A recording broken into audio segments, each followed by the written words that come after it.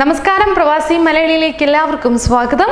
എണ്ണ മേഖല നിരീക്ഷണത്തിനായി കുവൈറ്റിൽ ഡ്രോണുകൾ ഏർപ്പെടുത്തുകയാണ്. വാർത്തയിലേക്ക്.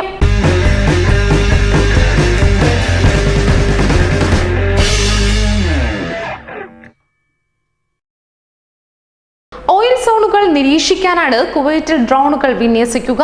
മികച്ച സാങ്കേതിക വിദ്യയോടെ പ്രവർത്തിക്കുന്ന സെൻസറുകളും നിലവാരമുള്ള ക്യാമറ സംവിധാനങ്ങളും ഘടിപ്പിച്ച ഓട്ടോമാറ്റിക് ഡ്രോണുകളാണ് ഇവ.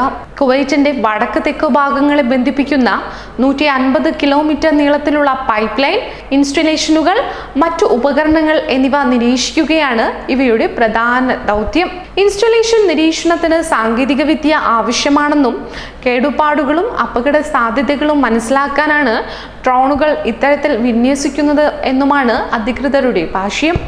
എന്നാൽ എന്നു മുതലാണ് ഡ്രോണുകളുടെ വരവെന്ന് അധികൃതർ വ്യക്തമാക്കിയിട്ടുമില്ല. കാര്യമായ തയ്യാറെടുപ്പുകളും പഠനങ്ങളും നിരന്തര നിരീക്ഷണങ്ങളും ഡ്രോൺ സംവിധാനം നിലവിൽ വരും മുൻപ് ആവശ്യമാണെന്നാണ് ഇവ പൂർത്തീകരിച്ചു വരികയാണെന്നുമാണ് അധികൃതർ പറയുന്നത്. അതേസമയം ഡ്രോണുമായി ബന്ധപ്പെട്ട് കുവൈറ്റ് സിറ്റിയിൽ നിന്നും പുറത്തുവരുന്ന മറ്റൊരു പ്രധാനപ്പെട്ട വാർത്ത, ദസ്മാൻ കൊട്ടാരത്തിനു സമീപം ഡ്രോൺ പറത്തിയ സ്വദേശിയെ അമീരി സുരക്ഷാ സംഘം പിടികൂടിയതായി ആഭ്യന്തര മന്ത്രാലയം അറിയിച്ചിട്ടുണ്ട്.